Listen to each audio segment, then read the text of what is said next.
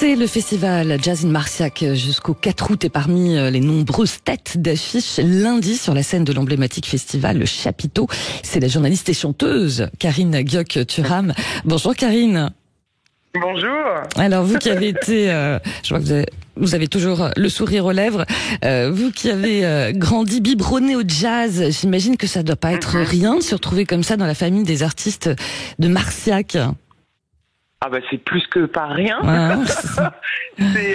C'est presque comme avoir un Grammy Award quoi pour moi. C'est vraiment non c'est une reconnaissance extraordinaire du jazz. Ouais. Le jazz c'est un univers qui est perçu comme étant très élitiste et qui peut l'être d'une certaine façon parce que c'est l'excellence et qu'on attend toujours des artistes qui font du jazz d'être à fond, à 100% et absolument dans une élégance qui soit représentative du jazz et d'être ainsi accueilli par le monde du jazz et en particulier par Jazz in Marciac. C'est vraiment un rêve qui se réalise pour moi. Bon, bah tant mieux pour vous en tout cas.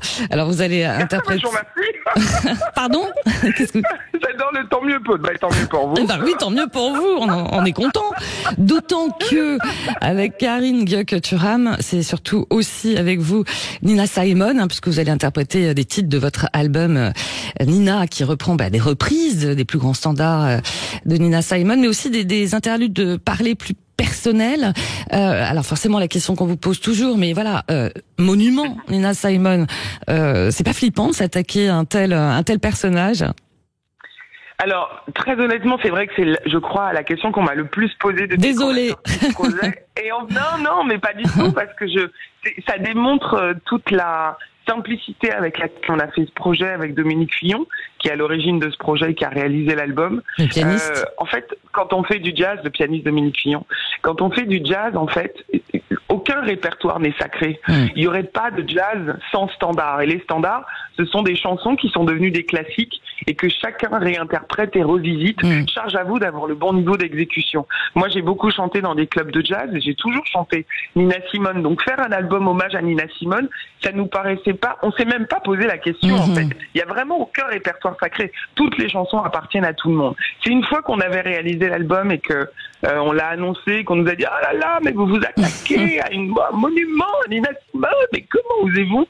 Mais cette question-là, on se l'est pas du tout posée. Nous, le propos, c'était de lui rendre hommage, de respecter son élégance, son authenticité, son répertoire, et d'y mettre un petit peu des couches différentes, d'y mettre ce que nous, on était, de nous, ce qu'on est, et d'y raconter d'une certaine façon notre époque. Donc voilà, c'est pas, ça n'a pas été intimidant. Ensuite, tout le propos, c'est de continuer à raconter son histoire et de ne jamais être, de ne jamais lui manquer de respect. Pour nous, c'est vraiment ce qui est le plus important. Voilà, quand Karine Guioc-Thuram chante Nina Simone, ça donne ça.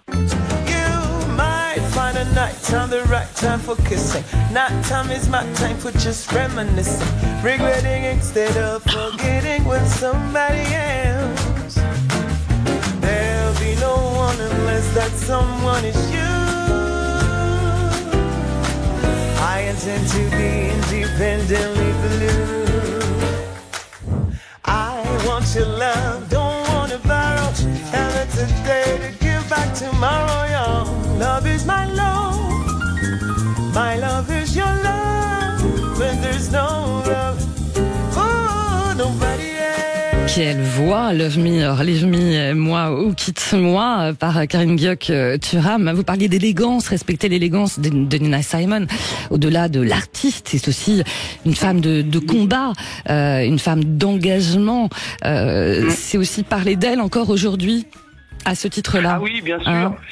C'est son œuvre, son engagement, son propos, sa posture, tout ça est toujours tellement actuel. Elle était absolument une femme de son temps et elle continue puisque malheureusement le monde ne s'améliore pas à être toujours d'actualité.